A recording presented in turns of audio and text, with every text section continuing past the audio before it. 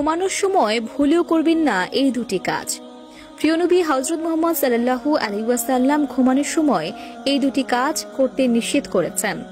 আজকের আধুনিক বিজ্ঞানও প্রমাণ করেছে ঘুমানোর সময় এই দুটি কাজ করলে মারাত্মক ক্ষতি হবে, এমনকি মৃত্যুর মতো ঘটনাও ঘটতে পারে। প্রিয় নবী তার উম্মতের জন্য কতই না সুন্দর জীবন ব্যবস্থা রেখে গিয়েছে, তার এক প্রমাণ দিয়েছে আজকের আধুনিক বিজ্ঞান।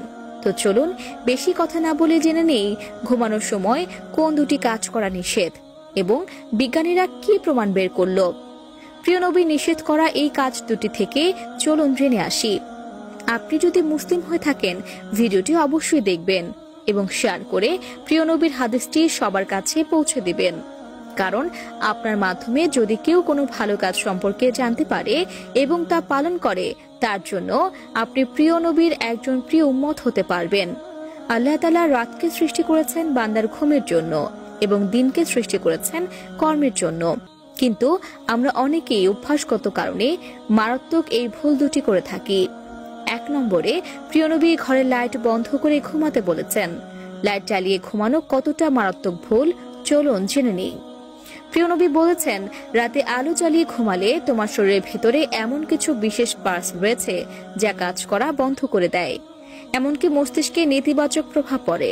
বিজ্ঞানীরা বলছেন, রাতের লাইটের আলো থেকে এক ধরনের আলোক নিঃসরণ হয়, যার ফলে ব্রেন ক্যান্সার হওয়ার সম্ভাবনা থাকে। আমাদের শরীরে এক ধরনের গ্রন্থি আছে যার নাম পাইনাল গ্রন্থি। এই গ্রন্থি শুধুমাত্র অন্ধকারে এই কাজ শুরু করে, এক ধরনের হরমোন নিঃসরণ করা। লাইট জ্বালিয়ে ঘুমালে এই গ্রন্থি কাজ করা বন্ধ করে দেয় এবং হরমোন নিঃসরণ বন্ধ হয়ে গেলে শারীরিক ও মানসিক বিভিন্নভাবে নেতিবাচক প্রভাব পড়ে। 2 নম্বরে প্রিয় নবী হযরত মুহাম্মদ সাল্লাল্লাহু আলাইহি ওয়াসাল্লাম বলেছেন, তোমরা যখন রাতে ঘুম যাবে অবশ্যই ডান কাত হয়ে ঘুমাবে। বাম কাত হয়ে ঘুমালে তোমাদের পাকস্থলীতে নানাবিধ সমস্যা দেখা দেবে, যা পরবর্তীতে মারাত্মক রূপ নিতে পারে। বিজ্ঞান বলছে, কোনো মানুষ যদি বাম কাত হয়ে ঘুমায় তাহলে তার পাকস্থলী খাদ্য হজম প্রক্রিয়ায় ব্যাঘাত ঘটে। পাকস্থলী যেহেতু বাম দিকে বাঁকানো, তাই কেউ যদি বাম দিকে শুয়ে থাকে তাহলে তার খাবার এক জায়গায় জড়ো হয়ে থাকে, যা তার পাকস্থলীতে পুরোপুরিভাবে সচল থাকতে পারে না। এর জন্য খাবারটা ইনস্ট্যান্ট নারীর দিকে যেতে অনেক ব্যাঘাত পোহাতে হয়। আর কোনো ব্যক্তি যদি ডান দিক হয়ে ঘুমায় তাহলে তার খাবার প্যানক্রিয়াসে জমা হয়ে থাকে, যার জন্য খুব সহজেই খাদ্যটি প্যানক্রিয়াস হতে হৃৎনালী পর্যন্ত খুব সহজে পৌঁছাতে পারে।